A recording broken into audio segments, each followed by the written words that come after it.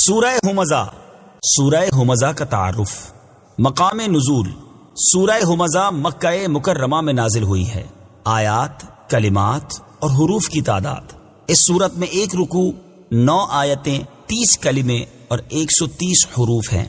ہمزہ نام رکھنے کی وجہ، ہمزہ کا معنی ہے لوگوں کے منہ پر عیب نکالنے والا، اور اس سورت کی پہلی آیت میں یہ لفظ موجود ہے۔ اس مناسبت سے اسے سورہ ہمزہ کہتے ہیں۔ سورہ ہمزہ کے مضامین، اس سورت کا مرکزی مضمون یہ ہے کہ اس میں غیبت کرنے والے اور منہ پر عیب نکالنے والے کی مذمت بیان کی گئی ہے، اور اس سورت میں یہ مضامین بیان ہوئے ہیں۔ نمبر 1، اس سورت کی ابتدا میں غیبت کرنے والے اور عیب نکالنے والے کے لیے آخرت میں شدید عذاب کی خبر دی گئی ہے۔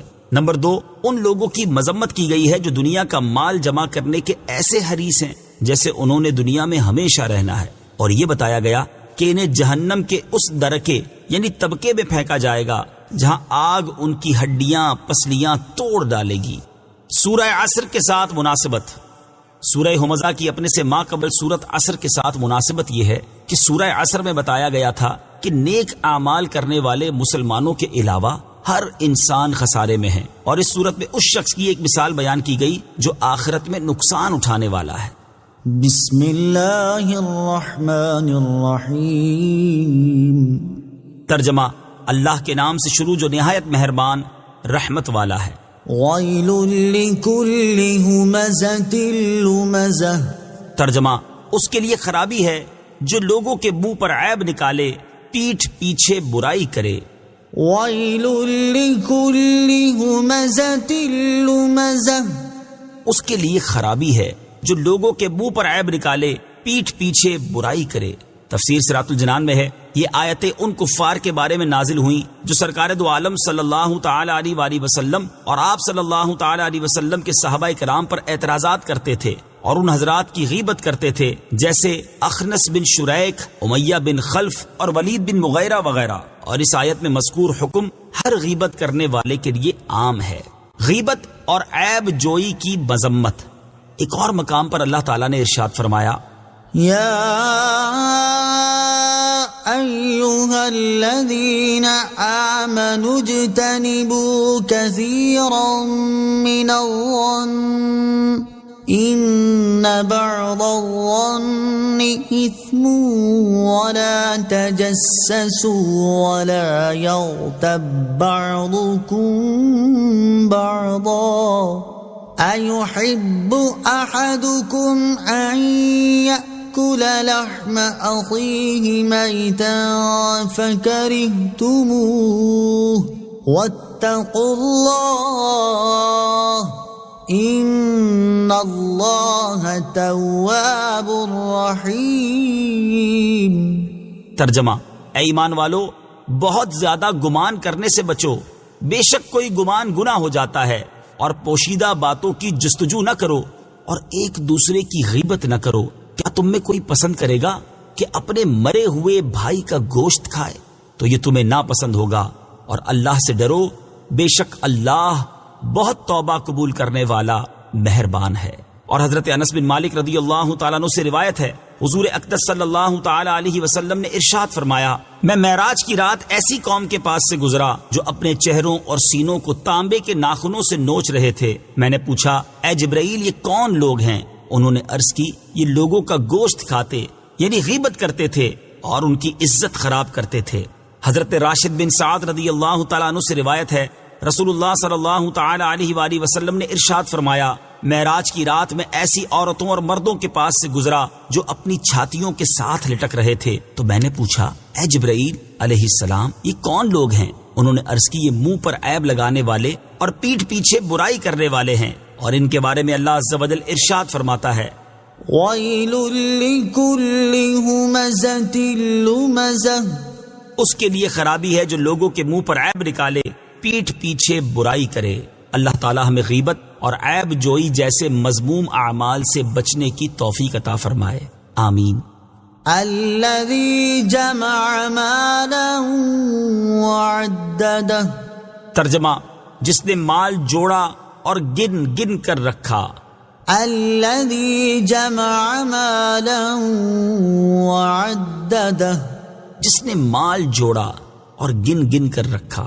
تفسیر صراط الجنان میں ہے، اس سے معلوم ہوا کہ مال جوڑنا اور گن گن کر رکھنا لوگوں کے منہ پر عیب نکالنے اور پیٹھ پیچھے برائی کرنے کے مذموم اوصاف پیدا ہونے کا ایک سبب ہے۔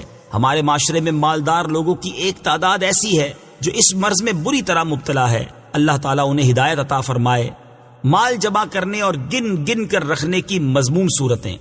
یاد رہے کہ مال جمع کرنا اور گن گن کر رکھنا چند صورتوں میں برا ہے۔ نمبر 1، حرام ذرائع سے مال جمع کیا جائے۔ نمبر 2، جمع شدہ مال سے شرعی حقوق ادا نہ کیے جائیں۔ نمبر 3، مال جمع کرنے میں ایسا مشغول ہو جانا کہ اللہ تعالیٰ کو بھول جائے۔ نمبر 4، اللہ تعالیٰ پر توکل کرنے کی بجائے صرف مال کو آفات دور کرنے کا ذریعہ سمجھا جائے۔ يحسب أن ماله أخلده كلا لينبذن في الحطمة وما أدراك ما الحطمة نار الله الموقدة التي تطلع على الأفئدة إنها عليهم مؤصدة في عمد ممددة۔ ترجمہ، وہ سمجھتا ہے کہ اس کا مال اسے دنیا میں ہمیشہ رکھے گا، ہرگز نہیں، وہ ضرور ضرور چورا چورا کر دینے والی میں پھینکا جائے گا۔ اور تجھے کیا معلوم کہ وہ چورا چورا کر دینے والی کیا ہے؟ وہ اللہ کی بھڑکائی ہوئی آگ ہے، وہ جو دلوں پر چڑھ جائے گی، بے شک وہ ان پر بند کر دی جائے گی لمبے لمبے ستونوں میں۔ يحسب أن ماله أخلده، وہ سمجھتا ہے کہ اس کا مال اسے ہمیشہ رکھے گا۔ تفسیر صراط الجنان میں ہے، اس آیت اور اس کے بعد والی 6 آیات کا خلاصہ یہ ہے کہ لوگوں کے منہ پر عیب نکالنے، پیٹھ پیچھے برائی کرنے، مال جوڑنے اور گن گن کر رکھنے والا یہ سمجھتا ہے کہ اس کا مال اسے دنیا میں ہمیشہ رکھے گا اور مرنے نہیں دے گا، جس کی وجہ سے وہ مال کی محبت میں مست ہے اور نیک عمل کی طرف مائل نہیں ہوتا۔ ایسا ہرگز نہیں ہوگا، بلکہ وہ ضرور ضرور جہنم کے چورا چورا کر دینے والے طبقے میں پھینکا جائے گا، جہاں آگ اس کی ہڈیاں پسلیاں توڑ ڈالے گی۔ اور تجھے کیا معلوم کہ وہ چورا چورا کر دینے والی کیا ہے؟ وہ اللہ کی بھڑکائی ہوئی آگ ہے جو کبھی سرد نہیں ہوتی، اور اس کا وصف یہ ہے کہ وہ جسم کے ظاہری حصے کو بھی جلائے گی اور جسم کے اندر بھی پہنچے گی اور دلوں کو بھی جلائے گی۔ بے شک انہیں آگ میں ڈال کر دروازے بند کر دیے جائیں گے، اور دروازوں کی بندش آتشی لوہے کے ستونوں سے مضبوط کر دی جائے گی تاکہ کبھی دروازہ نہ کھلے۔ اور بعض مفسرین نے اس کے یہ معنی بیان کیے ہیں کہ دروازے بند کر کے آتشی ستونوں سے ان کے ہاتھ پاؤں باندھ دیے جائیں گے۔ جہنم کی آگ دوسری آگوں کی طرح نہیں۔ سورہ ہمزہ کی آیت نمبر 6 سے معلوم ہوا کہ جہنم کی آگ دوسری آگ کی طرح نہیں ہے۔ حضرت ابو ہریرہ رضی اللہ تعالی عنہ سے روایت ہے، رسول اللہ صلی اللہ تعالی علیہ وآلہ وسلم نے ارشاد فرمایا، جہنم کی آگ 1000 برس بھڑکائی گئی یہاں تک کہ وہ سرخ ہو گئی، پھر 1000 برس بھڑکائی گئی یہاں تک کہ وہ سفید ہو گئی، پھر 1000 برس بھڑکائی گئی حتیٰ کہ وہ سیاہ ہو گئی، تو اب وہ سیاہ اور اندھیری ہے۔ التي تطلع على الأفئدة، وہ جو دلوں پر چڑھ جائے گی۔ تفسیر صراط الجنان میں ہے، دل ایسی چیز ہیں جن میں ذرا سی گرمی برداشت کرنے کی تاب نہیں، تو جب جہنم کی آگ ان پر چڑھ جائے گی اور موت آئے گی نہیں تو اس وقت کیا حال ہوگا۔ اور دلوں کو جلانا اس لیے ہے کہ وہ کفر، باطل عقائد اور فاسد نیتوں کے مقام ہیں۔ صدق اللہ